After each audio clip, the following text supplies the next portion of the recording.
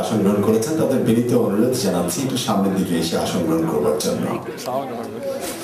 আমরা শুরু করতে যাচ্ছি ফজলুল হক স্মৃতি পুরস্কার 2010। স্বাগত জানাচ্ছি আপনাদের সকলকে প্রখ্যাত কথা সাহিত্যিক রাবেয়া খাতুন প্রবর্তিত ফজলুল হক স্মৃতি পুরস্কার 2010-এর ঘোষণায়। অবদানকে চিরস্মরণীয় করে রাখার জন্য ফজলুল হক স্মৃতি কমিটি প্রতি বছর একজন চলচ্চিত্র সাংবাদিক ও সেরা চলচ্চিত্রের পরিচালককে পুরস্কৃত করার সিদ্ধান্ত নিয়েছে। আপনারা ইতিমধ্যে জেনে গিয়েছেন ফ্লায়ার দেখে। এবছর ফজলুল হক স্মৃতি পুরস্কার 2010 পাচ্ছেন চিন্ময় মকসুদি এবং মোর্শেদুল ইসলাম। এখন ফজলুল হক স্মৃতি পুরস্কার 2010-এর মূল সঞ্চালক দেশের প্রখ্যাত কথা সাহিত্যিক, আমাদের প্রিয় কথা সাহিত্যিক ইমদাদুল হক মিলনকে বিনীত অনুরোধ জানাবো মঞ্চে এসে ফজলুল হক স্মৃতি পুরস্কার 2010-এর পুরো আয়োজনটিতে আপনাদের সাথে নেবার জন্য। ইমদাদুল হক মিলন।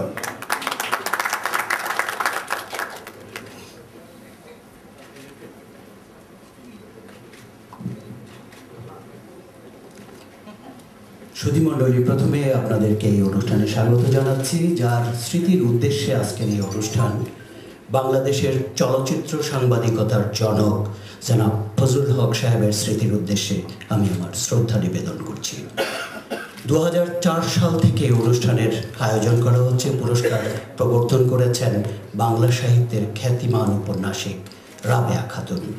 আজকের এই অনুষ্ঠানে প্রধান অতিথিরা আসন অলঙ্কৃত করবেন বাংলা সাহিত্যের সব্যসাচী লেখক সৈয়দ শামসুল হক এবং সভাপতিত্ব করবেন ঔপন্যাসিক রাবেয়া খাতুন। আমি তাদের দুজনকে মঞ্চে বিনীত আমন্ত্রণ জানাচ্ছি।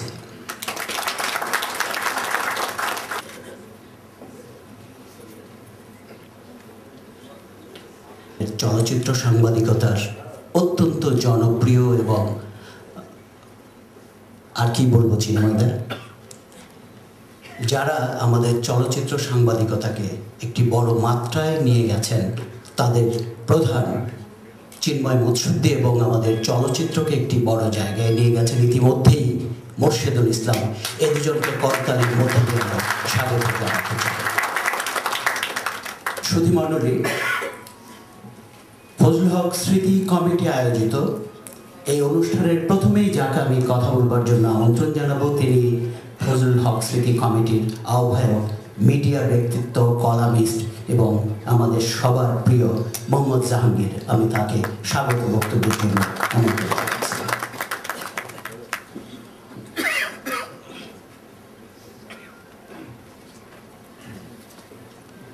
প্রধান অতিথি এবং সমবেত সুধীমণ্ডলী, ফজলুল হক স্মৃতি কমিটির পক্ষ থেকে আমি আজকের এই অনুষ্ঠানে যোগ দেওয়ার জন্য আপনাদের সকলকে আন্তরিক ধন্যবাদ এবং কৃতজ্ঞতা জানাই।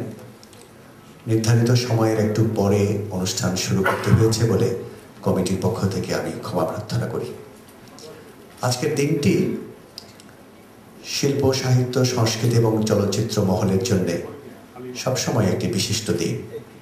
আমরা প্রতি বছর এই দিনে প্রায়শ শেরাটন হোটেলের এই রুমে মিলিত হই, বাংলাদেশের একজন বিশিষ্ট ব্যক্তিকে স্মরণ করে যে দুটো পুরস্কার প্রবর্তিত হয়েছে সেই পুরস্কার দুটোর প্রাপককে আমরা অভিনন্দিত করি এবং এই জগতে আমরা যারা কাজ করি তারা পরস্পরের সঙ্গে মিলিত হই, দেখা হয়, গল্প হয়, সেটাও এই অনুষ্ঠানের একটি বড় বৈশিষ্ট্য হয়ে উঠেছে। আমি ফজলুল হক স্মৃতি কমিটির পক্ষ থেকে এই পুরস্কার প্রাপক বাংলাদেশের খ্যাতিমান চলচ্চিত্র সাংবাদিক জনাব চিন্ময় মুৎসদ্দি এবং খ্যাতিমান চলচ্চিত্র পরিচালক জনাব মোর্শেদুল ইসলামকে আপনাদের সকলের পক্ষ থেকে আন্তরিক অভিনন্দন জানাচ্ছি। জনাব চিন্ময় মুৎসদ্দি বাংলাদেশ স্বাধীন হওয়ার আগে দৈনিক পাকিস্তান পত্রিকার মধ্য দিয়ে সাংবাদিকতার পেশায় যোগ দিয়েছিলেন, কাজ করেছেন বিভিন্ন পত্রিকায়। তবে তার সাংবাদিকতা জীবনের সিংহভাগ কেটেছে সাপ্তাহিক বিচিত্রা পত্রিকার সাংবাদিক হিসেবে। সেটি তার সাংবাদিকতা জীবনের সবচেয়ে বড় অবদান। এছাড়াও তিনি চিত্রিতা, বিনোদন বিচিত্রা, দৈনিক জনপদ ইত্যাদি নানা পত্রিকায় বিভিন্ন সময় স্বল্পকালীন কাজ করেছেন। কিন্তু বিচিত্রার যে অবদান তিনি রেখেছেন সেটি তার জীবনের, সাংবাদিক জীবনের সোনালী অধ্যায়।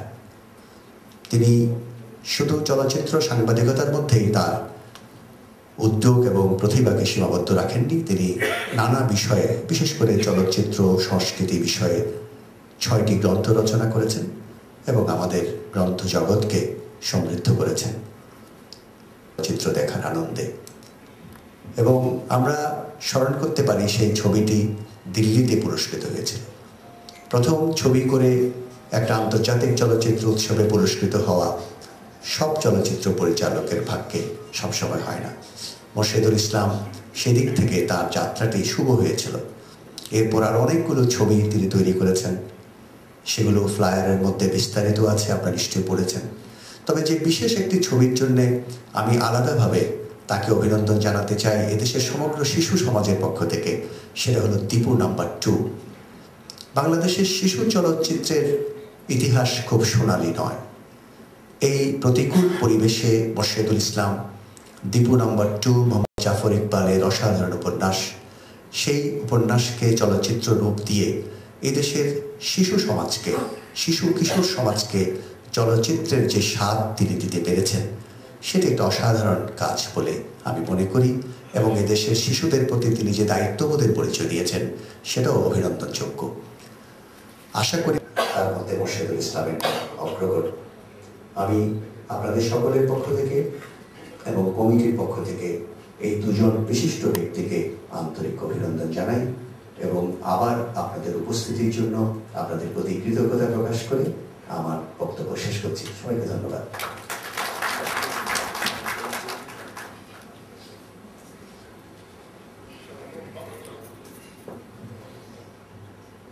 মোর্শেদুল ইসলাম এর মধ্যেই তার দ্বিতীয় ছোটদের চলচ্চিত্রটি নির্মাণ করেছেন, সেটিও মোহাম্মদ জাফর ইকবালের গল্প অবলম্বনে। আমার বন্ধু আলী ইমামকে, যিনি ফজলুল হক সাহেবকে অনেক কাছ থেকে দেখেছেন, আমাদের ছেলেবেলায় যখন আমরা মাত্র বড় হয়ে দেখেছিলেন, আমি আলী ইমামকে তার বক্তব্য উপস্থাপনের জন্য আমন্ত্রণ জানাচ্ছি। সভাপতি এবং প্রধান অতিথি, আমাদের দেশের এতই অগ্রগণ্য ব্যক্তিত্ব এবং আকর্ষণীয় ব্যক্তিত্ব এবং ক্ষমতাশীল ব্যক্তিত্ব যে আমি দুজনের প্রতি শ্রদ্ধা নিবেদন করছি। একই দিনে জন্মগ্রহণকারী সৈয়দ শামসুল হক এবং রাবেয়া খাতুন প্রমাণ করেছেন তারা কিভাবে বয়সকে জয় করতে পারে। রাবেয়া খাতুনের মতন আধুনিক মহিলা আমি অন্তত আমার জীবনে আর দেখিনি। কিভাবে নিজেকে বিস্তারিত এবং বিকশিত করা যায় অবিরাম এবং সচল থাকা যায় তার একটি প্রমাণ তিনি রেখেছেন। এবং খুব বীরপুরুষ কবিতা রবীন্দ্রনাথের, ভাগ্যি খোকা ছিল পাশে, সাগর তো ছিল, এমন সময় হারিয়ে আসছে কালাতে। এই পরিবারটির উপর অনেক বিপর্যয় এসেছিল, অনেক ঝড়ঝঞ্ঝে এসেছিল, কিন্তু রাবেয়া খাতুন এবং তার সন্তান ফরিদুল সাগর যে অসম সাহসিকতায় সব অতিক্রম করে আজকে আমাদের দেশে সাংস্কৃতিক অঙ্গনে একটা স্থিতিশীল অবস্থা এনেছে, এটা খুব বড় ব্যাপার। এতটাই বড় ব্যাপার, মশিদুল ইসলাম যখন ডিজিটাল ফর্মে ছবি তৈরি করার স্বপ্ন দেখেন, এই প্রেসিডেন্ট ছবি, প্রথম দিককার ছবি, সেই দিনগুলোর কথা ভেবে আজকের এই রূপান্তরিত প্রযুক্তির সঙ্গে তাল মিলিয়ে বিশ্বায়নে কিভাবে সম্পৃক্ত করেছে পরিবারটি, তা আমার কাছে অত্যন্ত উল্লেখযোগ্য ব্যাপার মনে হয়। সৈয়দ শামসুল হক তিনিও এদেশের চিত্র সাংবাদিকতার আধুনিকতম একজন পুরুষ এবং চিন্তায় সে দিনগুলোর কথা আমাদের মনে পড়ছে। আমি একটি প্রসঙ্গে বলবো, ফজলুল হক সাহেব খুব অপব্যাখ্যাত হয়েছেন আমাদের দেশে, হারিয়ে গেছেন বিস্মৃতির অন্ধকারে, কিন্তু দুর্দান্ত রকমের সাহসী মানুষ ছিলেন। আমি সেই 68-67 সালেই বাংলা ঘড়ি প্রবর্তন করলেন, খুব সাহসের ব্যাপার ছিল। পিঠাঘর বিজ্ঞাপন দিলেন, বাংলার মুখ আমি দেখিয়াছি। আজকে রন্ধন শিল্পকে, বাঙালি রন্ধন শৈলীকে তার মেয়ে যেভাবে আন্তর্জাতিক ক্ষেত্রে সংস্থাপিত করেছে, ফজলুল হক সাহেব কিন্তু এক ধরনের লড়াই করেছিলেন। সেই মুরগি মুসাল্লাম, বিরিয়ানি এবং পাকিস্তানি সংস্কৃতির কালচারের ভেতর থেকে এই ছোট শস্যে ইলিশকে প্রতিষ্ঠিত করা ঢাকার ব্যস্ত রাজপথে, এটি এক ধরনের কিন্তু প্রতিবাদও ছিল। একে প্রতিষ্ঠিত করতে হবে, বাঙালি জীবনের, বাঙালি সত্তাকে, বাংলা ঘড়ি, বাংলার মুখ আমি দেখিয়েছি, পিঠাঘর, পাটিসাপটা, এগুলো কত বড় ব্যাপার ছিল। এখন কিন্তু এই কর্পোরেট সংস্কৃতি দুর্দান্ত দাপটের মধ্যে বোঝা যাবে না। এবং খুব সূক্ষ্মভাবে ফজলুল হক সাহেব অনেকগুলো কাজ করেছিলেন। আজকে যে হাউজিং সোসাইটিগুলো হচ্ছে, রিয়েল এস্টেট ব্যবসা, আমার তো মনে হয় জনক বলা হচ্ছে ফজলুল হক সাহেবকে চলচ্চিত্র সাংবাদিকতার। তিনি কিন্তু এদেশের রিয়েল এস্টেটের শিল্পের জনক। তিনি প্রথম আমার একদম স্পষ্ট মনে আছে, এই সমবায় ভিত্তিতে ঢাকা নগরীতে বাড়ি করার স্বপ্ন তিনি দেখে ফর্ম তৈরি করেছিলেন, এবং সেটা একটা দুঃসাহসিক ব্যাপার ছিল। আমার মনে হয় এগুলো খুব আলোচিত হওয়া উচিত, কারণ কিভাবে একটি মানুষ বীজগুলো বপন করে যায়, জন অ্যাপেলসিডের মতো বীজগুলো বপন করেছে, দক্ষ সন্তান ছিল। এবং রাবেয়া খাতুন, খালাম্মা বলি বা আপাই বলি, যে সাহসিকতার সঙ্গে পরিবারটিকে আগলে রেখে আজকের অবস্থায় এনেছেন, আজকের এই অনুষ্ঠানের মাধ্যমে তাকে কৃতজ্ঞতা জানাচ্ছি। আমার মনে হয় আমাদের দেশে আজকে যখন বাঙালি সংস্কৃতিকে বিশ্বের বিভিন্ন জায়গায় ইমপ্রেস গ্রুপ নিয়ে যাচ্ছে, স্বপ্নগুলো কিন্তু ফজলুল হক সাহেবের। তিনি তখনই স্বপ্ন দেখেছিলেন একটা চলচ্চিত্র নগরী করার। আজকে রামোজি সিটির কথা যেরকম করে ভাবা হচ্ছে, আমার তো ধারণা সাগর আগামীতে এরকম একটা সিটি তৈরি করবে যেখানে চলচ্চিত্র নির্মাণের এবং ফজলুল হক আজকে কবিরপুর দেখেন সরকারি লাল ফিতার কারণে একদম ব্যর্থতায় পর্যবেসিত হচ্ছে। জাকির ভাই তো আমার সামনে বসে আছেন, এফডিসির একসময় মহাব্যবস্থাপক ছিলেন, অনেকে চাষি নজরুল ভাই আছেন, হাসান ইমাম ভাইরা আছেন। চলচ্চিত্র নগরী স্বপ্ন ফজলুল হক সাহেব দেখেছিলেন বহু আগে। ঢাকার পাশে বিশাল কিছু জায়গা নিয়ে, নদী থাকবে, ব্রিজ থাকবে, শুটিং স্পট হবে, সবখানে যেখানে হাত দিই, সুনীল গঙ্গোপাধ্যায়ের ভাষায় মীরা, যেখানে হাত দিই সেখানে তোমার শরীর, যেখানে দেখি সেখানে দেখি, সব বীজগুলো ফজলুল হক সাহেব বপন করে গেছেন। 50-এর দশকে সিনেমা পত্রিকা, তখন আমরা মাত্র মনে করি আরেকটু পরে সেই রাজ কাপুরের ভাষায় স্বপ্নের ফেরিওয়ালা ছবি দেখায় আমাদের সেই অশোক কুমার, কামিনী কৌশল, লীলা চিটনিস, সেই দিনগুলো আজকে এখানে অনেক হয়তো নস্টালজিক ভাবে কথা হবে, এনামুল হক সাহেব আছেন, ফজলুল আলম সাহেব আছেন, সেই দিনগুলো কাঠের ব্লকে এবং বোম্বের ছবির ধারাগুলোকে যেভাবে গল্পের আকারে, কাহিনীর আকারে সেই সিনেমা পত্রিকা আনা হয়েছিল, এটা একটা বিস্ময়কর ব্যাপার। আজকে যখন সাগরের কল্যাণ ইমপ্রেস গ্রুপের অত্যন্ত প্রজাপতির মতন পত্রিকাটি বের হয়, সেটারই সূত্রপাত কিন্তু ওখান থেকেই, যে চলচ্চিত্রকে রোজকার জীবনে প্রতিষ্ঠিত করতে হবে। এবং এই জিনিসগুলো খুব উল্লেখযোগ্য ব্যাপার এই কারণে যে আমাদের মতন অকৃতজ্ঞ দেশ কখনোই কিন্তু এগুলো মনে করে না। চিন্ময় মুৎসুদ্দি পুরস্কার পেয়েছে, মোর্শেদুল আলম পুরস্কার পেয়েছে। মোর্শেদ যখন প্রথম চাকা ছবিটি আমাদেরকে দেখায়, আমরা চমকে উঠি। এবং আমার মনে হয় যে এই দেশের চলচ্চিত্র সংসদ আন্দোলনে একটা খুব গুরুত্বপূর্ণ ভূমিকা রেখেছিল সালাউদ্দিন জাকি। এবং আমরা যখন প্রথম 73 সালে সেই সতীশ বাহাদুরের ফিল্ম অ্যাপ্লিকেশন কোর্সটি করি, তখনই কিন্তু এক ঝাঁক তরুণেরা চলচ্চিত্র নির্মাণের প্রতি আগ্রহী হয়েছিল। আজকে মিরপুরের সন্ত্রাসী বলে পরিচিত তার সেই অশ্লীল ভাষায় যিনি ফিল্ম ইন্ডাস্ট্রিকে নিয়ন্ত্রণ করছেন, এরকম পরিবেশে আমার কামনা ছিল না। আসিয়া হয়েছে এবং চিন্ময় মসুদ্দি ইংরেজি সাহিত্যের ছাত্র একসঙ্গে আমরা পড়েছি। সে সময় আমার মনে আছে আলমগীর কবিরের কল্যাণে যখন পত্রিকাটি বেরোচ্ছিল হলিডে এক্সপ্রেস, তখন চিন্ময় মসুদ্দি সাইট অ্যান্ড সাউন্ড সে বিখ্যাত লন্ডনের পত্রিকার অনুকরণে ফিল্ম রিভিউগুলোকে এখানে অনুবাদ করা হয়েছিল। সালাউদ্দিন জাকি ভাইয়ের সামনে আমি বলছি, আমরা তখন শরীফ মিয়ার ক্যান্টিনে খুবই চলচ্চিত্রে সেই পূর্ব ইউরোপীয় সমাজতান্ত্রিক দেশের ছবিগুলো দেখে আলো হতো, বুলগেরিয়া, পোল্যান্ড, রোমানিয়া। তখন আমাদের ভেতরে কিন্তু ফিল্মের ভাষা, ফিল্ম করতে হবে, এটা ফিল্ম কিন্তু বুঝতে হবে। এবং শরীফের ক্যান্টিনে আটানার বিরিয়ানি তেহারি খেতে খেতে চলচ্চিত্রের নান্দনিকতা নিয়ে যে তুমুল আলোচনা, তারই ফসল কিন্তু এই চিন্ময় মসুদ্দি এবং মোর্শেদুল ইসলাম। আমার এখনো মনে আছে যে তখন অবশ্য অনেকে ঠাট্টা করে বলতো যে সমস্ত ইন্টেলেকচুয়াল, সমস্ত ইন্টেলেক্টটা সব চোয়ার এসে জমা হয়েছে, যা আর তো র্যাবো নাম র্যাবো হবে না, র্যাবো হবে, এই নিয়ে মারামারি শুরু হয়ে গেল। এবং একজন সাবদার সিদ্দিকী মারা গেছে বলল যে দুপুরবেলায়, এটা নারায়ণ গঙ্গোপাধ্যায়ের ভাষায়, দুপুরবেলা গরু ঘাস খাওয়ার পর প্রচণ্ড তাপে যখন র্যাবো বলে ডাকে, ওইটা নাকি আসল পারফেক্ট উচ্চারণ। এই যে সমস্ত তুমুল আড্ডার ভেতর দিয়ে কিন্তু আমরা বেরিয়ে আসছি। ঋত্বিক ঘটক, সত্যজিৎ রায়, কি ঝগড়াই না হয়েছে। আলমগীর কবিরের প্রভাব ছিল আমার ধারণা। আমরা তখন সিনে ক্লাব করি, মমতাজ সিনে ক্লাব। সাগরও করেছিল নিউ ওয়ে ফিল্ম সোসাইটি ওই সময় 73 সালে। সোহেল সামাদ মারা গিয়েছে, শেষ খুব জড়িত ছিল। আমরা তখন এই সমস্ত দূতাবাসগুলোতে ঘুরছি, আমরা দেখতে চাচ্ছি সেই পোল্যান্ডের সেই, আমরা ভাইজাগ ছবির জন্য পাগল হয়ে গেলাম। আমরা নাইফ ইন দ্য ওয়াটার দেখে, অ্যালারেনে হিরোশিমা মানামোর দেখে উত্তেজিত, আলোড়িত, স্পন্দিত সেই ছিল সেই সময়। তার সঙ্গে তার খুব সক্ষতা ছিল। এবং আমি দেখতাম সবসময় সাংবাদিকতার নায়িকা টক খাবে, পুদিনা পাতা বেশি দিয়েছে নাকি নাটক দেখবে, এই নিয়ে কথা এসছে, নিউ ওয়েভের কথা এসছে, নিউ রিয়েলিজমের কথা এসছে। এবং তারই ফলশ্রুতিতে এই সোসাইটি আন্দোলন খসরু রেখা স্মরণ করতে দাঁড়িয়ে আছে। তিনি স্বপ্ন দেখেছেন, তিনি প্রমাণ করতে চেয়েছিলেন যে এই দেশটি আবার নতুন আঙ্গিকে ফিল্ম তৈরি হবে। এবং আমার মনে হয় চিন্ময় মসুদ্দিকে পুরস্কার দিয়ে সেভাবে সম্মান করা হয়েছে। আর মোর্শেদের কারণে এদেশের আমি বলবো যে আমরা এমন সমস্ত দেশে শিশু চলচ্চিত্রের, তখন সেই ভেঙে যাওয়া ইউরোপের সেই ছোট ছোট দেশগুলো, লিথুনিয়া, এস্তেনিয়া, কোথাকার কসোভা, এইসব শিশু চলচ্চিত্রের পৃথিবীর আন্তর্জাতিক মাপের ছবিগুলো দেখিয়ে নিজে তো করছে, ভালো ছবি করছে এবং ডিজিটাল ফর্মে করে। সে আমার মনে প্রথম ছবি বলতো গরম হাওয়া ছবিটা ছিল, খুব লো কস্ট বাজেটে। স্বপ্ন ছিল যে এরকম ছোট ছোট থিয়েটার হবে, ডিজিটাল ফর্মে এখন হয়েছে, ছবি হবে এবং অনেক রকম মানে ভাবে উদ্দীপিত করবো। আজকে এই আধুনিকতা, আজকের এই নান্দনিকতার পেছনে সেই অসাধারণ ব্যক্তিত্বকে স্মরণ করে বক্তব্য শেষ করছি। আমার মনে হয় ফজলুল হক সাহেব এখানে কোথাও বসে হয়তো অনুভব করছেন তার স্বপ্নগুলো বৃথা যায়নি।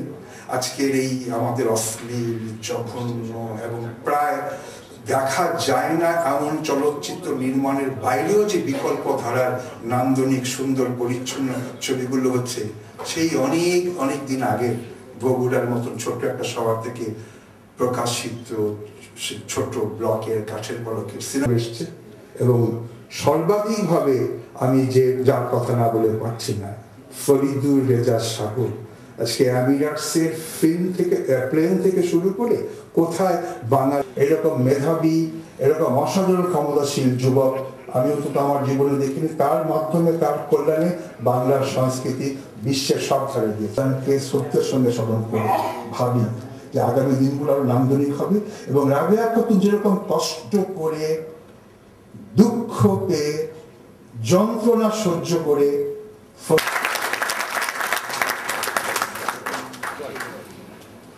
মঞ্চে একটি চেয়ারটি কমিটির আহ্বায়ক মোহাম্মদ জাহাঙ্গীরকে আমি আমন্ত্রণ জানাচ্ছি মঞ্চে তার আসন অলঙ্কৃত করবার জন্য। মোহাম্মদ জাহাঙ্গীর চিত্রশিল্পের অত্যন্ত উঁচু মানের মানুষ, ঔপন্যাসিক, চলচ্চিত্র নির্মাতা, অভিনেতা আমজাদ হোসেন।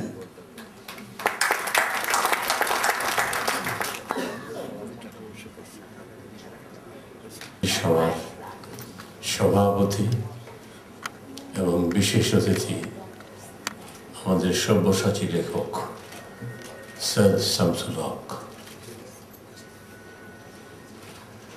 ছোট্ট গুলিস্তান থেকে চকবাজার পর্যন্ত শহরটা,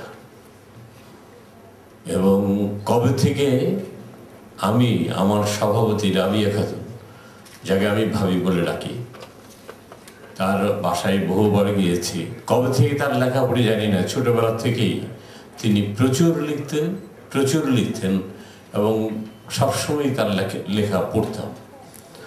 আর সেই সময়টাতেই হক ভাই সৈয়দ শামসুল হক কি অস্থির বৈশাখে রচিত পংক্তিমালা লেখার জন্য রেস্টুরেন্টে ঘুরে তিনি বৈশাখে রচিত পংক্তিমালা লিখেছিলেন, যের জন্য বাংলা একাডেমি পুরস্কার পেয়েছেন। হক ভাই, আমরা যাদের কাছ থেকে চলচ্চিত্র শিখেছি, চলচ্চিত্র বানানো শিখেছি, তার মধ্যে আমার জীবনের সঙ্গে ওতপ্রোতভাবে জড়িত হক ভাই। হক ভাইয়ের সঙ্গে আমার পরিচয় করিয়ে দেয় তার ভাই ফজলুল কাশেম। ওর সঙ্গে আমি ঢাকা ইউনিভার্সিটিতে, তখন ঢাকায় আমার থাকার জায়গা ছিল না, আমি লেখক শওকত আলীর ঢাকা হলে 4 তলায় তার রুমে বসে লিখতাম, থাকতাম। উনি ছুটিতে বাড়িতে গিয়েছিলেন, তখনই ধারাপাত লিখি। আর সেই ধারাপাত ফজলুল কাশেম আমাকে সঙ্গে নিয়ে, লুৎফর রহমান জাহাঙ্গীর বলে আরেক ভদ্রলোক ছিলেন, আমরা সবাই মিলে এটাকে মঞ্চস্থ করি। তখন আমাকে একদিন ফজলুল কাশেম হক ভাইয়ের সঙ্গে পরিচয় করিয়ে দেয়। এই যে সবকিছু প্রবর্তক, সবকিছুর চিন্তা, আধুনিক চিন্তা, আগে চিন্তা সত্যি ফজলুল হক সাহেব ছিলেন। চলচ্চিত্রের ব্যাপারে, সাংবাদিকতার ব্যাপারে, লেখালেখির ব্যাপারে ভাবিকে সে অনেক স্বাধীনতা দিয়েছিলেন। যদিও ভাবি অনেক কষ্টে, অনেক দুঃখে, অনেক যন্ত্রণায় সংসারটাকে, কারণ তিনি হক সাহেব, হক ভাই, আমরা হক ভাই করে বলতাম, হক ভাই সবসময় ব্যস্ত থাকতো। কখনো এত দুঃখ, এত যন্ত্রণা, কোথাও কোনো কিছু হচ্ছে না, তারপরেও সবসময় তার মুখে হাসি থাকতো। কিরে কেমন আছিস? যাকে পেত কখনো তার চেহারা দেখে বোঝা যেত না, তার মুখ দেখে বোঝা যেত না যে তার বুকের ভিতরে যন্ত্রণা বসবাস করছে, দুঃখ বসবাস করছে। তার চেহারা দেখে কখনো বোঝা যেত না। সবসময় তিনি হাসতেন। তারপর তিনি এক সময় আমাকে বললেন যে আমরা লাহোর ইন্ডাস্ট্রিকে দখল করবো, জানিস? আমি কেমনে, কিভাবে? বলতে চল। তখন ওই ঢাকা স্টুডিও হয়, আতাউল্লাহ শাহ হাশমি আসে লাহোর থেকে। আমি আর হক ভাই মিলে ওখানে তিনটে স্ক্রিপ্ট তৈরি করে দিলাম। আজ শুরু হবে, কাল শুরু হবে। তার মানে তখন পাকিস্তান গভর্নমেন্টের একটা কথা ছিল যে তারা করবেন, বিভিন্ন প্রডিউসার করবেন, বিভিন্ন সিনেমা হল করবেন পাকিস্তানে, যার জন্য তারপরে সেটা বন্ধ হয়ে যায় 1965-এর ওয়ারের পরে। তখন সরকারের তরফ থেকে বলা হয় যে আমাদের বাজেট নেই। যাই হোক, হক ভাইয়ের কথা বললে আমি তো অনেক সময় লাগবে। আমি কারণ এত জড়িত যে উনি এই যে রূপবান ছবি বাংলাদেশের এত হইচই করে এত টাকা পয়সা রোজগার করেছে। রূপবান ছবি প্রথম শুরু করেছিলেন হক ভাই, এবং সেই ছবিতে বোধহয় হাসান ইমাম ছিলেন। আমি একটা গানের পিকচারাইজ করেছিলাম। তারপর 4-5 দিন শুটিং হওয়ার পর বা 6-7 দিন শুটিং হওয়ার পর সেই ছবিটিও বন্ধ হয়ে যায়। বন্ধ হয়ে যাওয়ার কারণগুলো আমি বলি। সবাই বলে যে কেন তার স্বপ্নগুলো সফল করতে পারেনি, তার সময়টা আমাকে বলতে হবে। সেটা হলো ধারাপাতটা যখন ছবি হয় তখন সালাউদ্দিন সাহেব তার কুমিল্লার টিনের বাড়ি বিক্রি করে 13,000 টাকা মাত্র আমাদের হাতে দিয়েছিলেন। আমরা সেই 13,000 টাকা দিয়ে ধারাপাত ছবি বানিয়েছিলাম। দুপুরবেলা আমাদের লাঞ্চ ছিল না, আমরা মুড়ি খেতাম, এবং রাত্রে কখন খাবো বা পকেটে পয়সা আছে কিনা সে অবস্থা তখন ছিল না। মহিউদ্দিন ভাই, যাকে হক ভাই, সৈয়দ শামসুল হক ভাই মানে অনেক অন্তরঙ্গ লোক। মহিউদ্দিন ভাইয়ের দুজন প্রযোজক ছিলেন, মাজেদ সাহেব যিনি সেদিন মারা গেলেন এবং হামিদ সাহেব, চেয়ারম্যান হামিদ সাহেব যিনি মারা গেছেন, যিনি কিছু ওনাদের সহায়তায় ছবি টবি করতে পারতেন। আর ইফতেখার শাহ মুস্তাফিজ সাহেবরা তো নিজেরাই নিজেদের মধ্যে একটা ব্যবস্থা করে নিয়েছিলেন। আর কাজী জহিরের পিছনে ছিল আরহাম সিদ্দিকী। হক ভাইয়ের পিছনে কেউ ছিল না। উনি যখন যা চিন্তা করতেন তার জন্য তো অর্থ লাগতো, সেই অর্থ যোগান দেওয়ার লোক, সেই প্রযোজক লোক হয়তো আসছে, হয়তো 4 দিন 5 দিন শুটিং করে প্রযোজকই চলে গেছে, হক ভাই আবার সেই প্রোগ্রাম করে আবার নতুন করে অন্য কিছু করতে চাচ্ছেন। তার মধ্যে উনি প্রেসিডেন্ট বানিয়েছেন বাচ্চাদের জন্য। তার মধ্যে তিনি সেই সিনেমা পত্রিকার কথা আপনারা সবাই শুনলেন। তখন আমরা খুব ছোট সিনেমা পত্রিকা, আমাদের সঙ্গে হক ভাই এবং চিত্রালী পারভেজ ভাই আমাদের সঙ্গে ওতপ্রোতভাবে জড়িত। এই যে হক ভাই সারাদিন সারা রাত ঘুরে ঘুরে বেড়াতেন। তখন গুলসিদান বলে যে রেস্টুরেন্ট ছিল, ক্যাপিটাল রেস্টুরেন্ট, রেক্স, এর মধ্যেই আমরা সব আড্ডা ফাড্ডা চলতো, সবার সঙ্গে সবার দেখা হতো। তখন হক ভাই প্রচুর লিখতেছে, সৈয়দ শামসুল হক সাহেব এবং কাইয়ুম চৌধুরীর প্রচ্ছদ ছাড়া কোনো বই বের হচ্ছে না। এই সময়টা এত অভাবের সময় গেছে আমাদের চলচ্চিত্রে, আমাদের লেখক জীবনে। তখন মানুষের বই কেনার, আমাদের বাংলাদেশের লেখকদের বই কেনার অভ্যাস ছিল না। শব্দটা অভ্যেসই বলবো, অভ্যেস ছিল না। এবং চলচ্চিত্রে পয়সা দেওয়ার মতো লোক ছিল না। তখন হক ভাই শুধু পরিকল্পনা করতেন এবং একের পর এক যা যা করেছেন আমার আগের বক্তারা সব বলে গেছেন। কিন্তু বীজতলায়, সংসারের বীজতলায় তিনি যে বীজটি রোপণ করে গেছেন, ফরিদুর রেজা সাগর, বাবা যা যা করতে চেয়েছিলেন সাগর তাই করছে এবং এত আধুনিক ভাবে করছে যে অতুলনীয়, যার প্রশংসা মানে করে শেষ করা যাবে না। এবং ভাবিকে দেখে আমার মায়ের কথা মনে পড়ে, কারণ অনেক কষ্ট একটা সংসারে যিনি মহিলা থাকেন তাকে অনেক যন্ত্রণা সহ্য করতে হয়। এবং ওই সময়টায় যখন লেখা লিখে পয়সা পাওয়া যায় না, যখন চলচ্চিত্র করার জন্য পয়সা পাওয়া যায় না, তখন যে কি কষ্ট করেছেন ভাবি, তার জন্য আমি আজীবন মনে থাকবে। হক ভাই মানে ভাবি রাবেয়া খাতুন হয়তো এমন হবে যে আমার জীবনের শেষ নিঃশ্বাস ত্যাগ করার আগে যাদের যাদের কথা মনে পড়বে, তার মধ্যে ফজল হক সাহেবের কথা মনে পড়বে, সৈয়দ শামসুল হকের কথা মনে পড়বে, রাবেয়া খাতুনের কথা মনে পড়বে। ধন্যবাদ জানাচ্ছি কথা বলবার জন্য।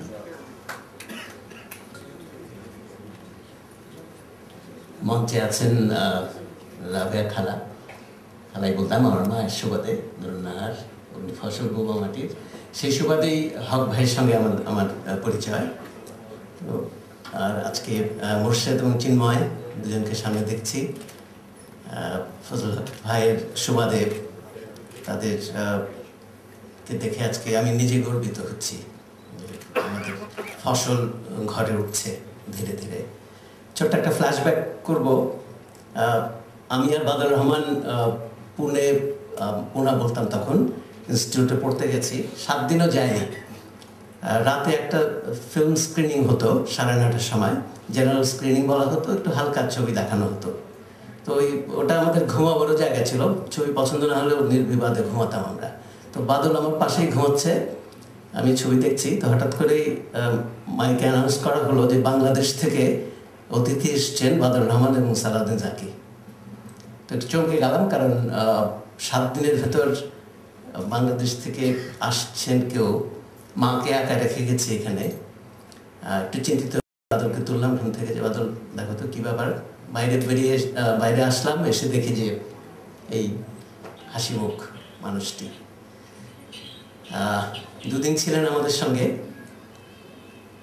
এসছিলেন চলচ্চিত্র বিষয়ে এসছিলেন, ইনস্টিটিউট দেখবেন, আমার মনে আছে আমরা আমাদের তৎকালীন ডিরেক্টর ছিলেন, তখন গিরিশ কার্নাড আসেননি, NVK মূর্তি সাহেব ছিলেন, উনি ওনার সঙ্গে পরিচয় করে দিলাম। প্রায় 2-3 ঘন্টা বসে অনেক আলাপ করলেন।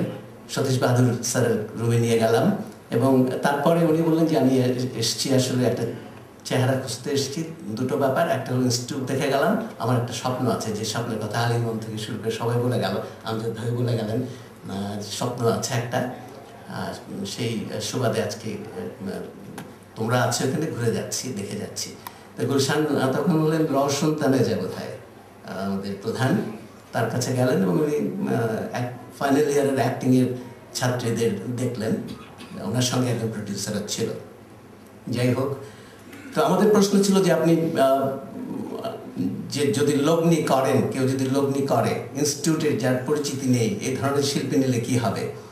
উনি বললেন যে দেখো, আজকে তোমাদের ইনস্টিটিউট দেখলাম এবং এটা সম্পর্কে একটা স্পষ্ট ধারণা হলো। আমি বলছি আজকে এখানে দাঁড়িয়ে তোমাকে বলছি, সেটা হলো এই ইনস্টিটিউট একদিন ভারতের চলচ্চিত্র শিল্পের চেহারাটাই বদলে দেবে। 73-তে এই মন্তব্য তার কাছ থেকে আমরা পাচ্ছি। তো যাই হোক, আমি আলিমাম মেনশন করেছে, খাওয়ার ব্যাপারটা মেনশন করেছে, আমরা আমাদের সঙ্গে খেতে বললাম, উনি বললেন না চলো, আমি যে হোটেলে উঠেছি ওটা স্বপ্নের হোটেল, আমরা তখন ছাত্র, ওই হোটেলটাতে যাওয়ার মতো সামর্থ্য আমাদের নেই। ব্লু ডায়মন্ড হোটেলে রাত্রে খাওয়ালেন এবং মনে হচ্ছে প্রথম আইটেম যেটা ছিল একটা ছোট ফিঙ্গার বাউলের মতো, ওর ভেতরে চিংড়ির একটা কি জিনিস করে বলা হতো, চিংড়ি সালাদ টাইপের কিছু একটা। তো খাওয়ার ব্যাপারটা ওনার দেখলাম যে খাওয়ার রসিক, যেটার প্রমাণ আমরা পেয়েছি আমাদের দেশের মাটিতে উনি করেছেন এখানে। তো যাই হোক, আমি মঞ্চে সৈয়দ শামসুল হক, সৈয়দ হক ভাই, সর্বশেষ হক ভাই, দুজনই হক ভাই, এক হক ভাইকে হারিয়েছি। আমার একটা প্রস্তাবনা আছে সাগরের কাছে এবং আপনারা যারা সামনে আছেন, যে আমাদের হক ভাই যিনি আমাদের পথ দেখিয়েছেন, অনেক কিছুরই পথ দেখিয়েছেন, এই সুবাদে আজকে আমার মনে হচ্ছে যে এক ধরনের চর্চা কেন্দ্র, যেটা চলচ্চিত্র চর্চা কেন্দ্র, পাশাপাশি কারিগরি শিক্ষার ব্যাপার, এই ব্যাপারটি, এই শব্দটুকু যদি আমরা করতে পারি, স্বপ্নটা যদি বাস্তবায়ন করতে পারি, তাহলে মনে হয় আমরা এক ধাপ এগিয়ে যেতে পারবো।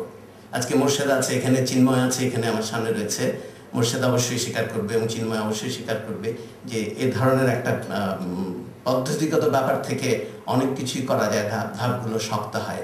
তার প্রমাণ মোর্শেদ, তার ছবি, এবং চিন্ময় তার কলম, দুটোই। এরা দুজনই আমার সহযোগী, আমরা সহযোদ্ধা বলি এখানে।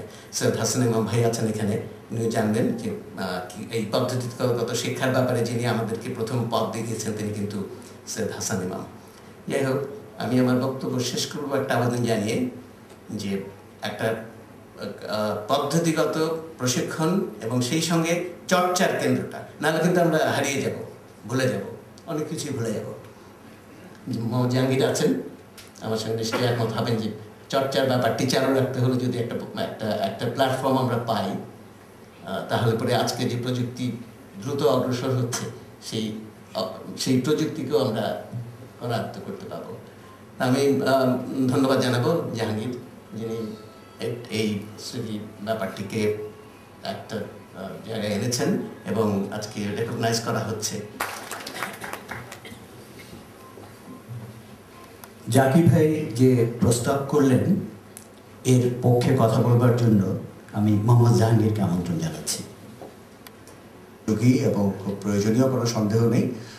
আজকে বিস্তারিত আলোচনার সুযোগ নেই এখানে, আমরা ফজলুল হক স্মৃতি কমিটির পক্ষ থেকে তার এই প্রস্তাবকে স্বাগত জানাই এবং আমরা এটুকু অঙ্গীকার এখানে ঘোষণা করতে পারি যে আমরা কমিটির সদস্যরা চলচ্চিত্র অঙ্গনের এবং টেলিভিশন অঙ্গনের সিনিয়র লোকদের সঙ্গে আলাপ আলোচনা করে এ ব্যাপারে আরও বিস্তারিত আলোচনা করে একটা সিদ্ধান্তে কমিটি উপনীত হবে এবং এই ধরনের একটা কেন্দ্র প্রতিষ্ঠা করার সঙ্গে ফজলুল হকের স্মৃতিকে যুক্ত করারও একটা বিরাট সম্ভাবনা রয়েছে। সবাইকে ধন্যবাদ। ডক্টর ফজলুল আলমের মনোযোগ আকর্ষণ করছি। ডক্টর ফজলুল আলম কথা বলবেন, আমি তাকে মঞ্চে আমন্ত্রণ জানাচ্ছি। ডক্টর ফজলুল আলম প্রয়াত ফজলুল হক সাহেবের অনুজ। আমাদের এখানে মঞ্চে উপবিষ্ট বিশেষ ব্যক্তিবর্গ, আমি চলচ্চিত্রের লোক নই, তবে ফজলুল হক আমার ভাই মেজদা যখন প্রথম সিনেমা তৈরি করা শুরু করলেন তখন আমি রোজই এফডিসির মঞ্চে চলে যেতাম। সেটাই ছিল আমার একমাত্র আকর্ষণ। আমি তখন ফার্স্ট ইয়ার সেকেন্ড ইয়ারে ঢাকা বিশ্ববিদ্যালয়ে পড়ি। তার পরবর্তী পর্যায়ে তিনি যখন আজান ছবিটা শুরু করলেন তখন আমি তার সঙ্গী ছিলাম বেশ কিছুদিন, পড়াশোনার চাপে সর্বদা থাকতে পারিনি। তারপরে জানলাম আজান ছবিটি মুক্তি পায়নি এবং পরে অনেক পরে উত্তরণ নামে একটা অন্য নামে ছবিটা মুক্তি পেয়েছিল। আজকের এই অনুষ্ঠানে বেশ কিছু প্রস্তাবনা পেলাম, শুনলাম একটা চর্চা কেন্দ্র স্থাপন করার জন্য। আমার কিন্তু মনে হয় যে ওবায়দুল হক রচিত যে গল্পটা নিয়ে ফজলুল হক আজান ছবিটা তৈরি করেছিলেন, সেই ছবিটার মর্ম এবং গল্প এখনো পুরনো হয়ে যায় নাই। ছবিটি হারিয়ে গেছে। আমি খবর নিয়ে দেখেছি যে বাংলাদেশ ফিল্ম আর্কাইভসে ছবিটার অর্ধেক আছে, পুরোটা নাই। তো এই অবস্থায় ছবিটা যদি আমরা আরেকবার দেখতে পেতাম তাহলে হয়তো খুব ভালো হতো। কিন্তু যেহেতু ফরিদুর রেজা সাগর এখন চলচ্চিত্র নির্মাণের মধ্যে চলে গিয়েছেন, আমি প্রস্তাব করছি যে সেই উত্তরণ বা আজান ছবিটা রিমেক করা হোক। আমি এইটুকু প্রস্তাব দিয়ে আমার আজকের কথাটা শেষ করলাম। ধন্যবাদ সবাইকে। সভার শ্রদ্ধেয় সভাপতি এবং প্রধান অতিথি মোহাম্মদ জাহাঙ্গীর, যারা মঞ্চে উপবিষ্ট আছেন, যারা আজকের এই মিলনায়তনে উপস্থিত আছেন, সবাইকে স্বাগত জানাচ্ছি।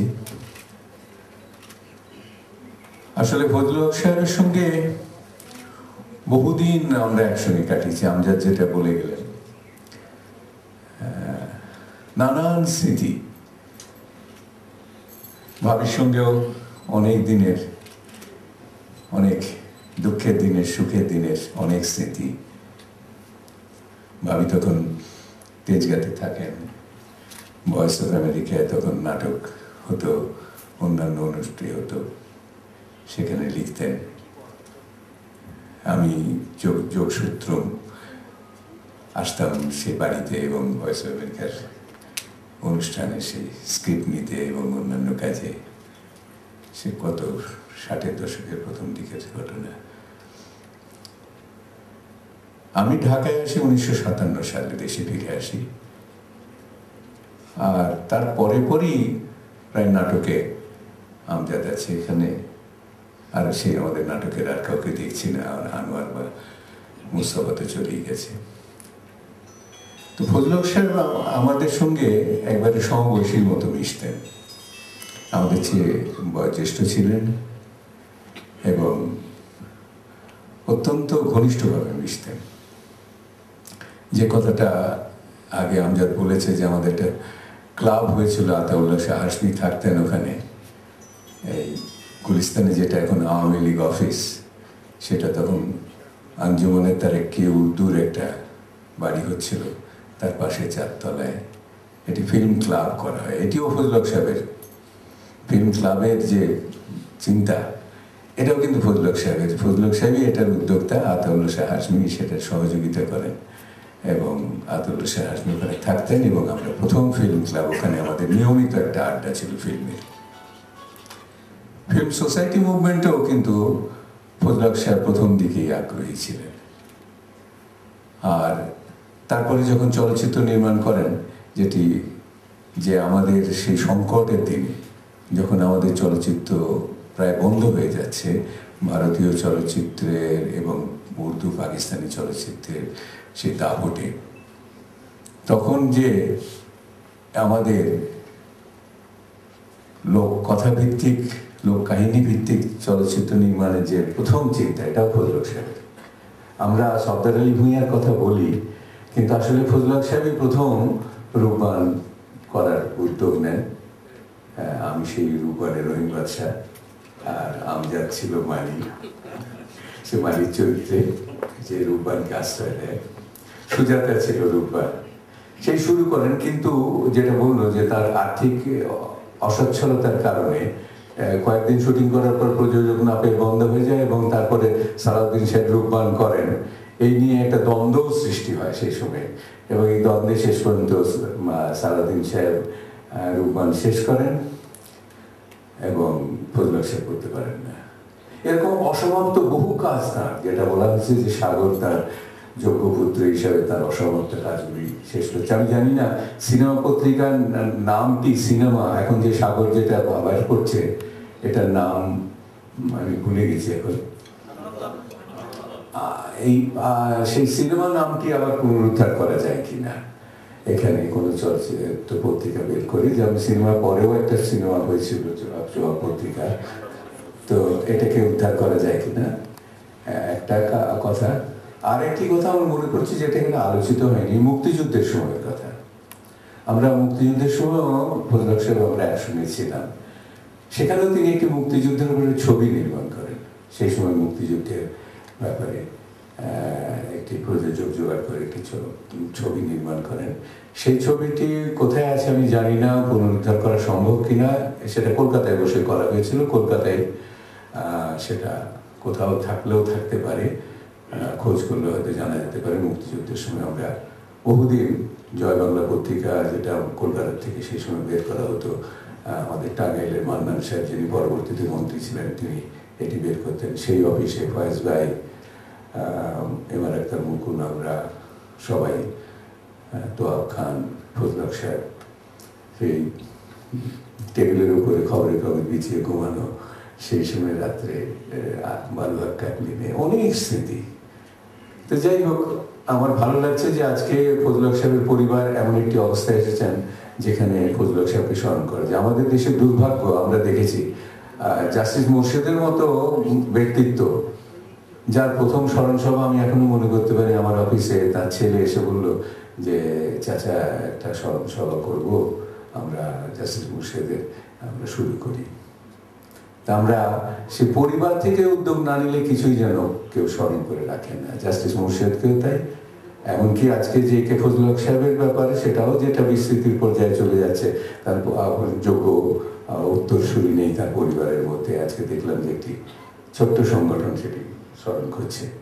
তো ফজলুল হক সাহেব এই দিক দিয়ে সৌভাগ্যবান যে তিনি এমন একটি সন্তান এবং এমন স্ত্রী, যোগ্য স্ত্রী রেখে গেছেন যারা তার সেই চিন্তাগুলিকে বাস্তবে রূপ দিচ্ছেন এবং তার স্মৃতি রক্ষা করার উদ্যোগ নিয়েছেন। আমরা যারা তার সঙ্গে কাজ করেছি তাকে স্মরণ করি।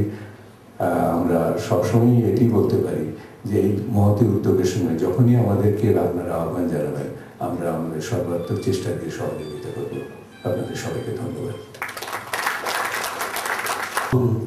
পত্রিকা বা বাংলাদেশের প্রথম চলচ্চিত্র পত্রিকা, সেই নামে পরবর্তীতে বাংলার বাণী গ্রুপ থেকে একটি সিনেমা নামে একটি পত্রিকা প্রকাশিত হতো। আমি জানি না সেই পত্রিকাটি নতুন করে ফরিদুর রেজা সাগরের চেষ্টায় তার আয়ত্তে এনে নতুন করে প্রকাশ করা সম্ভব কিনা, তারপরেও এই প্রস্তাবটি অত্যন্ত আকর্ষণীয় মনে হয়েছে আমাদের কাছে। আমি এখন কথা বলবার জন্য আমন্ত্রণ জানাবো আফজাল হোসেনকে। আফজাল হোসেন যার অনেকগুলো পরিচয়, অভিনেতা, নির্মাতা, চিত্রশিল্পী, বহু বহু গুণে গুণান্বিত লেখক, কার্টুনিস্ট, কত পরিচয় আফজালের দেওয়া যায়। আফজালকে আমি কিছুক্ষণ আগে দেখেছি, কিন্তু এখন দেখতে পাচ্ছি না, নিশ্চয়ই তিনি আশেপাশে কোথাও আছেন। প্রধান অতিথি ও সভাপতি, আর আপনারা যারা এই দুপুরবেলা কষ্ট করে এখানে এসেছেন সবাইকে আসসালামু আলাইকুম। আসলে আমার অনেক বান্ধবী এসেছে, প্রতি বছরই ওরা সময় পেলে এই অনুষ্ঠানে আসে, কারণ আমার অনেক বান্ধবী ছোটবেলা আমার বাবাকে দেখেছে, তার জন্য এই দিনটা বিশেষ করে ওরা খুব ব্যস্ত থাকলেও আসার চেষ্টা করে। আমার সব বান্ধবী মিলে এতক্ষণ সাগর ভাইকে বলছিল যে আজকে কে কার বক্তব্য না দিয়ে বরং সাগর ভাইয়ের বক্তব্যটা শোনা উচিত, কিন্তু সাগর ভাই কিছুতে রাজি হচ্ছেন না। আর আপনারা সবাই তো জানেন যে মানে সাগর ভাইয়ের নামটা যেমন আমার বাবা মা রেখেছিলেন সাগর, সাগর ভাই বড় হয়ে সেরকম সাগরের মতোই বড়, শুধু মনের অধিকারী হননি, সেই সাথে বড় বড় কাজ করে যাচ্ছেন। তা আমার নাম হলো পিতা আমার বাবা মা আমার এই নামটা রেখেছিলেন, তাদের পছন্দ হয়েছিল। এই নামটার মানে অনেকে জানেন না, শুনে অনেকে বলেন খুব সুন্দর, এটা মিষ্টি নাম, যেটা খুব একটা মানে এটার অর্থ যেটা সেটা হলো ময়ূরের যে গানের গলার যে আওয়াজ, সেই আওয়াজের অর্থ হলো কেকা। কিন্তু অনেকে আবার বলেন যে ময়ূর যতক্ষণ এত সুন্দর, নিশ্চয়ই গলার আওয়াজও খুব সুন্দর। আসলে কিন্তু ময়ূরের আওয়াজ অত সুন্দর না। আমার নিজের, আমি বিভিন্ন জায়গায় যখন যাই, হয়তো কোনো দোকানে বিদেশেই মনে করেন কিছু কিনছি, কথা বলছি, পিছনে একজন বাঙালি এসে বলছে যে আপা আপনার গলা শুনে চিনতে পেরেছি, আপনি কে? এখন আমার গলার আওয়াজ যে অনেক ভালো এটা আমি বলবো না, কারণ আমার বাবা মার খুব ইচ্ছা ছিল আমি গান শিখবো। আমার মা বলতেন যে ছোটবেলা সাগর ভাইয়ের নাম লিখতে চেয়েছিলেন মোহাম্মদ রফি, কেন আমার বাবা মা দুজনেই খুব গান পছন্দ করতেন, কিন্তু সাগর ভাইয়ের গলা সেরকম ভালো ছিল না বলে আম্মা চিন্তা করলেন যে আমাদের 4 ভাই বোনের মধ্যে আমি গায়িকা হব। আমার মানে স্মৃতিতে খুব একটা বেশি নেই গান শেখার কথা। আমার মনে হয় আমি যখন ক্লাস 3-তে পড়ি তখন আমার মামাকে বুলবুল একাডেমিতে ভর্তি করিয়েছিলেন, না সোয়ারি বুলবুল একাডেমিতে ভর্তি করেছেন। আমার মানে এটা মার কাছে পরে শোনার, আমি তখন বোধহয় খুব সম্ভবত ক্লাস 3-তে পড়ি। আম্মা বলতেন, আমি গান শিখে আসার পর, সেই সময় আমরা থাকতাম তেজগাঁয়ে, এয়ারপোর্ট রোডে, এখান থেকে সোয়ারিঘাট অনেক দূরে। সেই সময় মাইক্রোবাসে করে আমি যেতাম গান শিখতে, আমার মার এত শখ ছিল।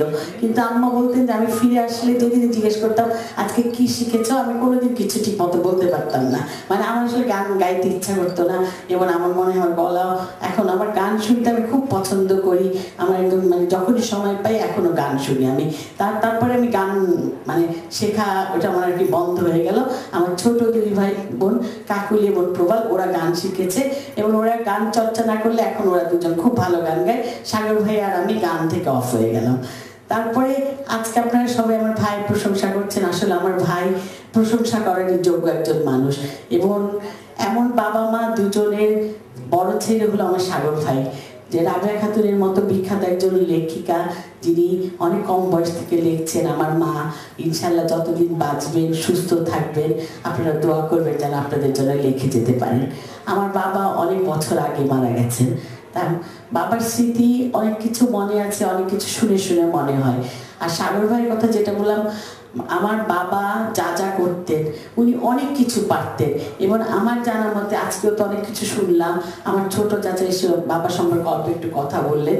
আমার বাবা, আমার মনে হয় নাচ আর গান এই দুইটা ছাড়া জীবনে সব কিছু করেছেন, কারণ উনি অভিনয় করেছেন, উনি চলচ্চিত্র নির্মাণ করেছেন, তারপরে নাটক লিখেছেন, এবং একটু আগে হাসান ইমাম আঙ্কেল যেটা বলে গেলেন, উনি কিন্তু একদিক দিয়ে মুক্তিযোদ্ধাও ছিলেন, কারণ মুক্তিযুদ্ধের সময় আমাদের 4 ভাই বোন এবং আমার মাকে আমার খালার বাসায় রেখে আমার বাবা ওপারে চলে গিয়েছিলেন, এবং পুরো মুক্তিযুদ্ধের সময়টা উনি কলকাতায় কাটিয়েছেন। সেই সময় তিনি মুক্তিযুদ্ধে অংশ নিয়েছেন তার লেখার মাধ্যমে, কারণ আমরা তখন কলকাতা রেডিওতে তার লেখা অনেক নাটকও শুনেছি, যার জন্য তাকে আমরা, এখন তো সবাই বলছে যে শুধু বন্দুক নিয়ে যুদ্ধ করলে মুক্তিযোদ্ধা হওয়া যায় না, মুক্তিযুদ্ধে যে যেভাবে অংশ নিয়েছে তারাই মুক্তিযোদ্ধা। সেজন্য আজকে আমার বাবার যে অনেক গুণের কথা প্রতি বছরই আমরা বলে আসছি, সেই সাথে আমার মনে হয় মেয়ে হিসাবে আমার বাবাকে মুক্তিযোদ্ধাও আমরা বলতে পারি। এখন এটা আপনারা যারা সাংবাদিকরা আছে তারা এগ্রি করবেন কিনা সেটা তারা ঠিক করবেন। আমি নিজের জীবন দিয়ে মনে করি যে আমার হাজবেন্ড অনেক কম বয়স ছিল, তখন মাত্র ক্লাস 9-এ পড়তো, সে একজন মুক্তিযোদ্ধা। তা আমি নিজে গর্ববোধ করি যে আমার বাবা একজন মুক্তিযোদ্ধা ছিলেন, আমার স্বামী একজন মুক্তিযোদ্ধা ছিলেন। আমি ছোট ছিলাম বয়সে, হয়তো বয়স বেশি থাকলে আমি হয়তো যেতাম, সেটা তো মানে অন্য কথা। আর বাবার কথা যদি বলেন, যে সাগর ভাই আমার বাবার সব গুণ পেয়েছে। তা আমার বাবার কোনো লিখিত বই কোনোদিন বের হয়নি, লেখার গুণটা অবশ্যই আমার মার কাছ থেকে পেয়েছেন। এবং সবাই যারা, আমজাদ আঙ্কেল বললেন, হাসান আঙ্কেল বললেন, সৈয়দ শামসুল হক আঙ্কেল যখন বক্তব্য দিবেন উনিও বলতে পারবেন যে আমার মা কিন্তু সারা জীবন কষ্ট করে এসেছেন। কষ্ট করেছেন কেন? আমার বাবা যে যুগে জন্ম নিয়েছিলেন তার চেয়ে তার ইচ্ছা এবং আকাঙ্ক্ষা অনেক বেশি, মানে সেই যুগের তুলনায় অনেক আকাঙ্ক্ষা এবং ইচ্ছা সবকিছু মানে তার 50 বছর পরে যা হতে পারে সায়েন্স ফিকশন ছবির মতো সেরকম ছিল, যার জন্য আমার মাকে অনেক কষ্ট করতে হয়েছে। আজকে আমার বাবা ছবি বানাচ্ছেন, কালকে বলছেন না এই ছবি আমার কমপ্লিট হচ্ছে না টাকা পয়সার জন্য, আমি এখন ব্যবসা করবো, আমি এখন একটা রেস্টুরেন্ট খুলবো। আমার মা কিন্তু কোনোদিন বাধা দেননি। সেদিক দিয়ে বলতে হবে আমার মা যতই কষ্ট করুন, আমার মাকে আপনারা সবাই মিলে রক্তগর্ভা মা হিসাবে স্বীকৃতি দিয়েছে। আমার মনে হয় রক্তগর্ভা মার মতো এই ধরনের কোনো টাইটেল যদি কোনো স্ত্রীর থেকে থাকে, সেই টাইটেলটা আমার মার হওয়া উচিত। কারণ আমার বাবা যত রকমের কাজ করেছেন, আমার মা সারাটা জীবন কষ্ট করে হলেও কখনো আমার বাবাকে কিন্তু কোনো কিছু মানা করেননি যে তুমি এটা পারোনি বলে এটা করো না। আমার মার উৎসাহ না থাকলে আজকে এই যে এতগুলো বছর পরে প্রতি বছর আমার মার জন্যে এরকম একটা অনুষ্ঠান করা আমাদের পক্ষে সম্ভব হচ্ছে, এবং আপনারা সবাই আসেন, এবং যারা একদম কম বয়সী সাংবাদিক তারা আমার বাবা সম্পর্কে একদমই কিছু জানেন না, তারপরে এসে যে শোনেন এবং সবাই বলেন যে ভালো লাগে, এটা আমার নিজের খুব ভালো লাগে। আর রান্নার কথা আলিমাম ভাই একটুখানি বলে গেলেন, আমি আসলে আমার মার মতো বা আমার ভাইয়ের মতো আমার কোনো মানে লিখিত বই যেটা উপন্যাস বা ছোট গল্প বা সেগুলো নেই, কিন্তু আমি একদিকে লিখি, আমি রান্না লিখি। আমার রান্নার 6টা বই আছে। সেদিকটা আমি মনে করি যে আমার মার গুণ এবং বাবার গুণ পেয়েছি বলেই আমি রান্না যে করতে পারছি, রান্নাটা আমার শেখা অবশ্যই আমার মার কাছ থেকে এবং বাবার কাছ থেকে। আর আপনারা শুনলে অবাক হবেন যে আমার মারা ছিল 6 বোন 1 ভাই, আর আমার বাবারা ঠিক তার উল্টা ছিলেন, 6 ভাই 1 বোন। দেখছেন আমার বাবার আমার সব, আমার এখানে 3 জন চাচা উপস্থিত আছেন, আমার সব চাচা এবং আমার বাবা সবাই কিন্তু কম বেশি রান্না বান্না করতেন এবং করতে পছন্দ করতেন। এখনকার যুগে মানে কেবল টিভির যুগে এখন আমরা টিভিতে অনুষ্ঠান দেখে অনেক ছেলে কিন্তু রান্না করতে পছন্দ করেন দেখে দেখে, কিন্তু সেই যুগটা তো তেমন ছিল না। এবার আমার মনে আছে আমার বাবা 1972 সালে জাপান থেকে একটা রাইস কুকার নিয়ে এসেছিলেন। তখন বাংলাদেশে কেউ রাইস কুকার চিনত কিনা আমার যথেষ্ট সন্দেহ আছে, আমার ঠিক মনে পড়ে না যে আমাদের পরিচিত কারো রাইস কুকার ছিল। সেই রাইস কুকারে আমার অনেক কিছু রান্না করতে, এবং আমি আমার মায়ের কাছে এবং আমার বাবার কাছে দুজনের কাছে আমার রান্নার হাতের গড়ি। এবং আমার বাবা 1969 সালে যখন প্রথম একটা খাবারের রেস্টুরেন্ট খুললেন, যেটা স্লোগান ছিল বাংলার মুখ আমি দেখে আছি, তা আমার মনে হয় যে এতগুলো বছর পর পেরিয়ে গেছে, স্বাধীনতার কতগুলো বছর পেরিয়ে গেছে, কিন্তু এখনো আমার বাবার যে স্লোগানটা ছিল বাংলার মুখ আমি দেখিয়েছি, বাংলাদেশি খাবার বিখ্যাত হবে, এখনো আমরা তা করতে পারিনি। তা আমি তার মেয়ে হিসাবে সাগর ভাইয়ের মতো এতগুলো গুণ আমার নেই, এবং আমি এতগুলো পথে চলতেও চাই না। আমি রান্না বান্না নিয়ে আছি, আমি এখন কাজ করছি বাংলাদেশের আঞ্চলিক রান্নার উপরে, এবং আমি মনে করি আমি হয়তো বেঁচে থাকবো না, হয়তো নেক্সট জেনারেশনে হবে যে বাংলাদেশের খাবারগুলো অন্যান্য দেশের মতো সারা পৃথিবীতে বিখ্যাত হবে। আর আমি আসলে আমার বক্তব্য অনেক বড় করতে চাচ্ছি না। আর আরেকটা কথা বলতে চাই সাথে, যে আজকে যা কিছু যে অনুষ্ঠান হচ্ছে এবং সাগর ভাই যেভাবে বড় হয়েছে তার মধ্যে অবশ্যই আমার বাবার দান আছে। আর আমার মা যেহেতু আমাদের সবাইকে বড় করেছেন, আমার বাবাকে আমরা অনেক বছর আগে হারিয়েছি, আমার মার দান সবচেয়ে বেশি। আর সবচেয়ে বড় কথা হলো যেটা আমরা 4 ভাই বোন মানুষ হয়েছি, আমাদের 4 ভাই বোনের ঘরে এখন আমার বাবা মার নাতি নাতির সংখ্যা হলো 8 জন, 6টা মেয়ে 2টো ছেলে। আমি এবং আমার বাবা মার যে নাতি নাতনি 8 জন, কেউ কিন্তু সেম লাইনে পড়াশোনা করছে না, সবাই বিভিন্ন লাইনে পড়াশোনা করছে, যার জন্য আমার মনে হয় যে ভবিষ্যতে এমন একটা দিন আসবে যে আমার বাবার যেসব দিকগুলো এখনো মানে পরিস্ফুটিত হয়নি বা সাগর ভাইয়ের মাধ্যমে আপনারা পাননি, তার নাতি নাতিরা তার সবগুলো গুণ থেকে তারা বিভিন্ন ক্ষেত্রে তেমন বিখ্যাত হতে পারবে। আপনারা সেজন্য আমাদের এই যে 8 ছেলে মেয়ে আছে তাদের জন্য দোয়া করবেন যে তারা যেন তাদের নানার এবং দাদার সুনাম রাখতে পারে। আর নানি আর দাদি তো তাদের বিখ্যাত, এটা তা বলার কিছু নেই নতুন করে।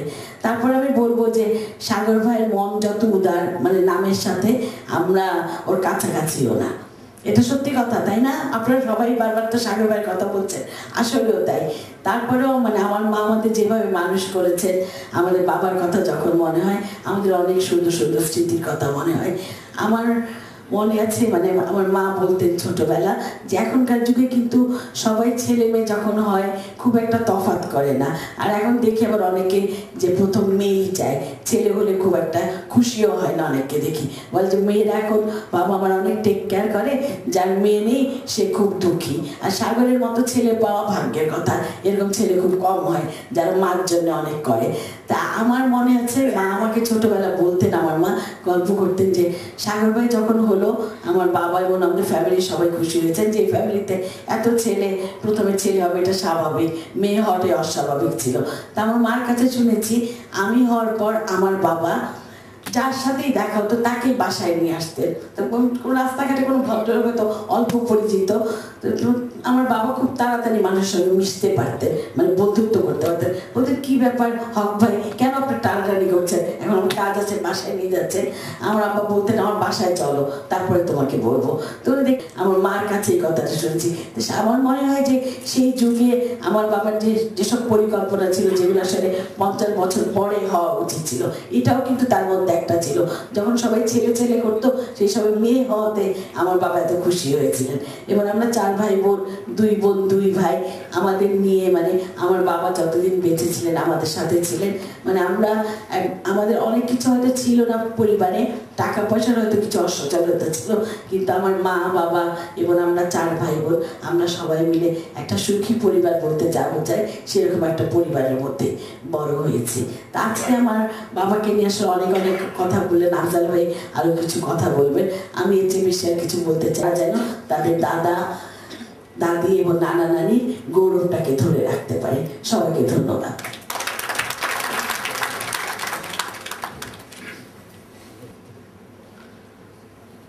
মঞ্চে উপবিষ্ট সভাপতি, সম্মানিত প্রধান অতিথি এবং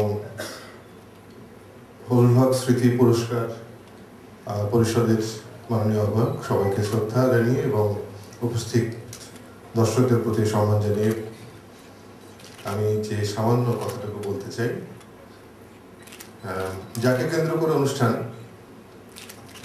তিনি নেই বলে তার সঙ্গে আমার স্মৃতির দৈর্ঘ্য যতটুকু ছিল তার চাইতে আর বড় হতে পারেনি। তা না হোক, তাকে যারা আমরা চিনি সকলেই জানি তিনি বড়। আবার অনেকে এও ভাবতে পছন্দ করি, যেটি আলিমাম বলে গেছেন যে তাকে ভুল ব্যাখ্যাও করা হয়েছে।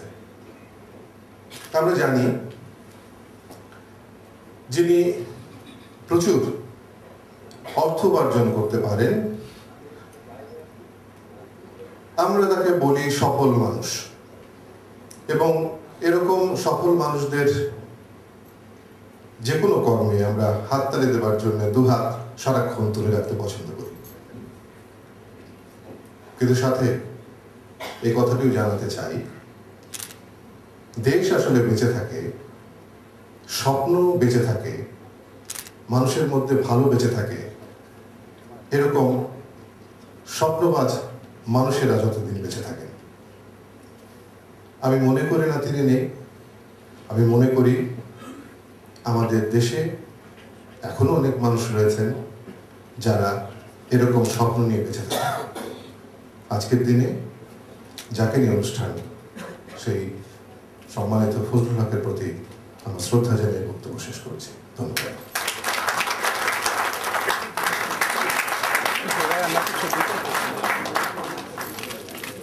ক্রেস্ট তুলে দেবেন সব্যসাচী লেখক আজকের এই অনুষ্ঠানের প্রধান অতিথি সৈয়দ শামসুল হক। ওইখান থেকে দেন, ওইখান থেকে দেন, ওইখান থেকে দেন।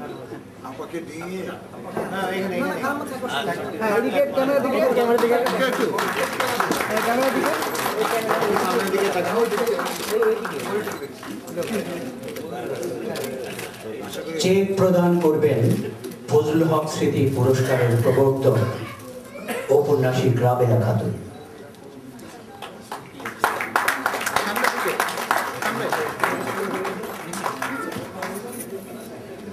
সবাই সামনে, সবাই সবাই সবাই সামনে।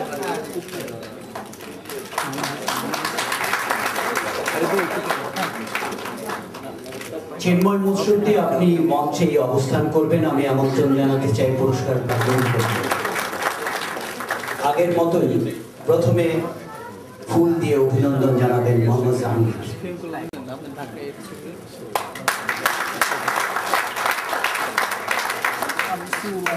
ক্রেস্ট প্রদান করবেন সৈয়দ শামসুল হক।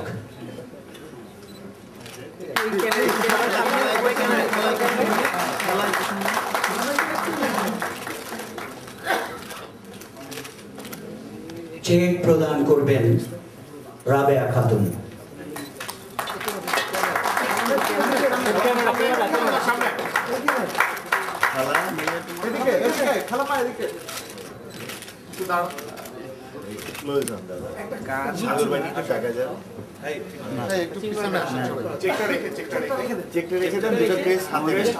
দুইটা ক্রেস্ট দুজনের হাতে